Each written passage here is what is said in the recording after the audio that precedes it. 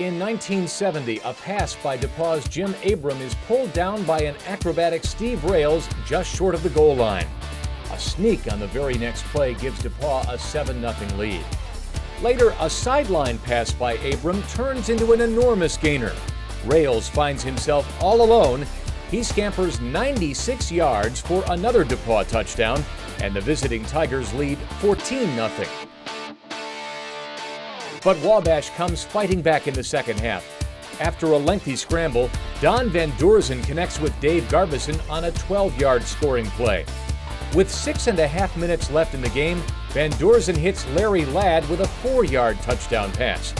And the gutsy Little Giants go for the 2-point conversion and the lead. But the quarterback is sacked by DePauw's Kirk Martin, and DePauw wins by 1.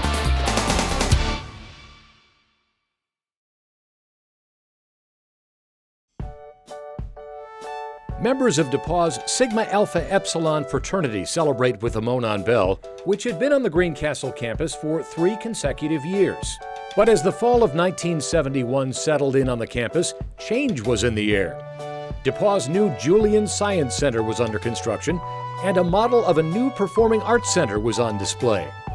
The 71 school year also brought the arrival of a powerful new tool, at least for its time. A PDP-11 computer was delivered to campus. The $10,800 16-bit machine was a powerhouse for its day, but had a fraction of the processing power of the smartphones people would carry in their pockets 40 years later. The 1971 football Tigers won their home opener against Albion, but proceeded to lose the next 7 games. So, as the team prepared for its annual season-ending battle with 4-5 Wabash College, the Tigers' colorful coach Tom Mont put aside his crystal ball and instead turned to the new PDP-11 for some pregame advice. Before game day, the machine printed out its prediction of a 28-21 DePauw victory. A happy pregame Mont was seen showing off the score in the Indianapolis Star. They were still handing out these game day programs at Blackstock Stadium when the shortcomings of technology became evident. After collecting the opening kickoff and charging forward, the Tigers' Jimmy Robinson loses the ball, and Wabash takes over at the Tiger 24. On the very next play, Don Van Doorzen connected with Randy Schaffner. The extra point was good, and it was 7-0 Little Giants with just 13 seconds off the clock. A field goal made it 10-zip. Then in the second quarter, DePauw's Bart Simpson plunged in from a yard out, making it a 3-point ball game. The game was close, and the Tigers had their chances. Freshman running back Bart Simpson, who graduated as the Tigers' all-time leading rusher, showed flashes of the legend he would become.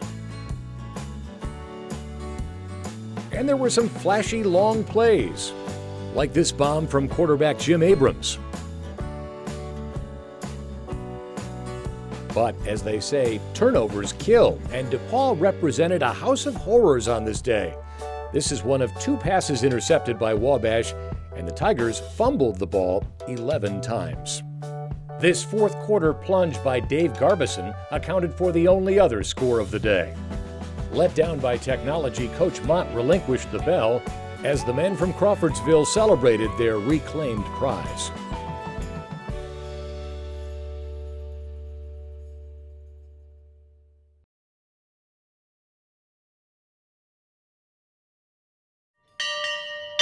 DePauw's colorful coach Tom Mont headed into the 1972 game with a 9-3-1 record in the annual series. Very strong when you consider that overall during that period, the Tiger teams were 45-68-4. Besides the balloons and sunshine that accompanied Old Gold Day in '72, Tigers fans had little to cheer about. The team headed into the battle for the bell with a 2-6 mark, guaranteeing their 4th straight losing season. In fact, one of the student newspaper's few upbeat headlines reported that aluminum bleachers would be replacing the old wood benches at Blackstock Stadium. Things weren't much rosier at Wabash, which was 3-6 heading into Monon Bell Saturday. A 14-12 victory over Ohio Wesleyan was the Little Giants' season highlight.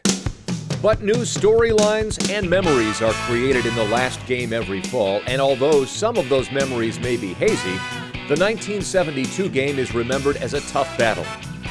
Whatever Wabash coach Dick Bowman said in the locker room that day seemed to motivate his defense. Turnovers were the difference in this game. DePauw coughed the ball up 6 times, including 5 fumbles. That made moot a big day for Tigers star running back Bart Simpson, seen here against Butler that season, who rushed for 170 yards on the day, breaking a 14-year-old school record. A late interception by the Little Giants sealed the outcome, a 2014 victory for Wabash.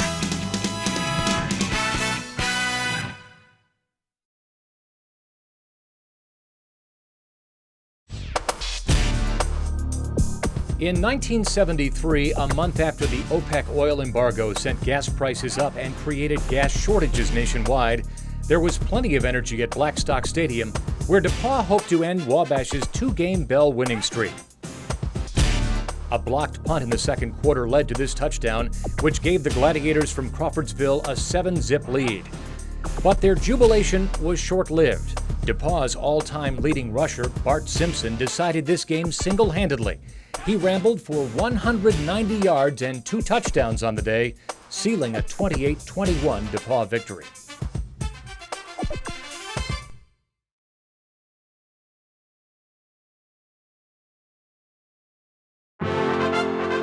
Down by 3 with 31 seconds left, Wabash quarterback Dave Cogdill just misses connecting on what would have been a 24-yard touchdown pass.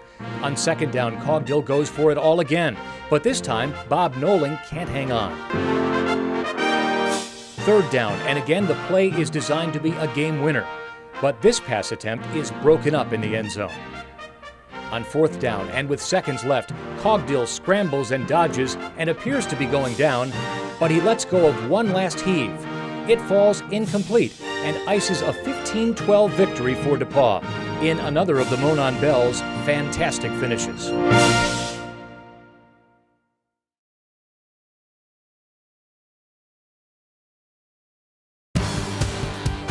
At the time, it was billed as one of the largest Monon Bell crowds ever. About 5,000 fans were on hand.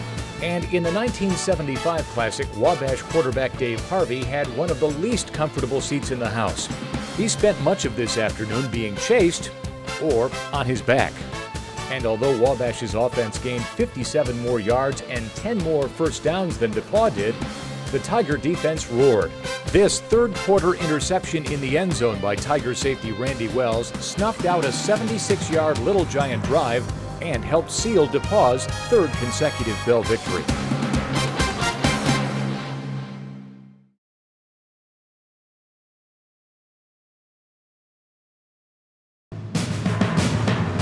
The sun was shining on the estimated 4,400 fans gathered for the 1976 Classic, and the host Little Giants were hungry for victory. They had lost the 3 previous Bell bashes, but Wabash literally bowled over DePauw with 211 yards rushing. Senior Gary Nondorf led the way with 78 yards on 17 carries. The Wabash offense ran 91 plays that afternoon compared to 53 for DePauw, and the home team had 19 first downs compared with the Tigers' 7. Wabash finishes with a 7-3 record, its best since 1965, and can once again claim possession of the Monon Bell.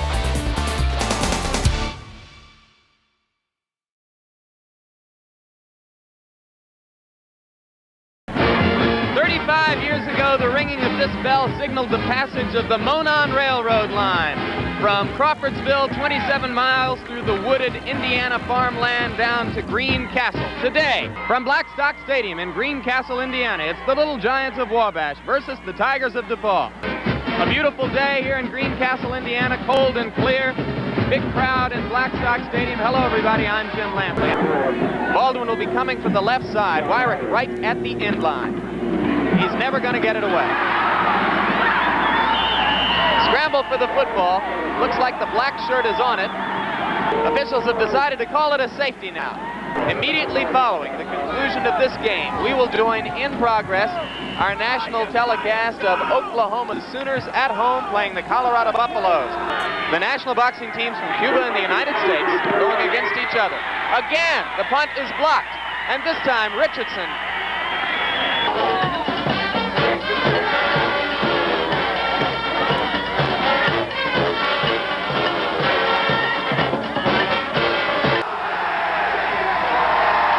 down, 14 yards to go for Wabash.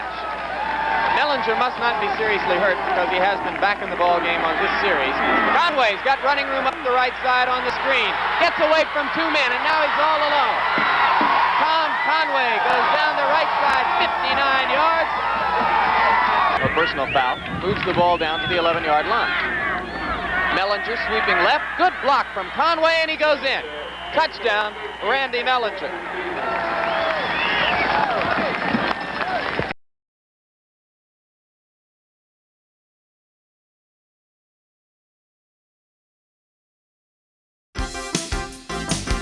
Wabash came into the 1978 Battle for the Bell with a 7-1 record and 2 straight wins in the big game.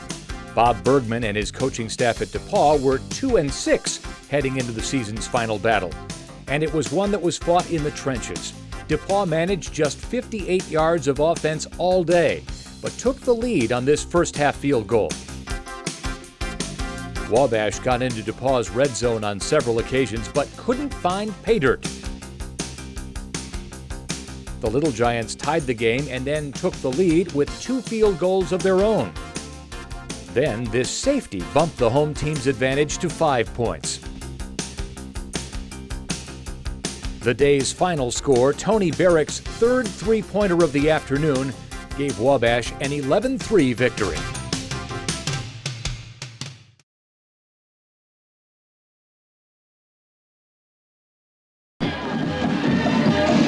In 1979, DePauw had lost 6 straight, while Wabash had won 6 in a row. An apparent upset in the making. In the 4th quarter, this touchdown by DePauw quarterback Rob Doyle puts the Tigers up 13-3. But things change in a Monon minute. Here comes the kickoff. The kick coming here to number 7, Dave Kennedy. He's at the 15, he's the 20, he's the 25. He's got some running room. He may go all the way. He's at the 40, he's across midfield. He may go all the way. Down the far sideline, the 20, the 15, the 10. With 2 minutes to play, Wabash takes its first lead when freshman quarterback Dave Broker finds the end zone, sealing a come-from-behind 16-13 Little Giant victory.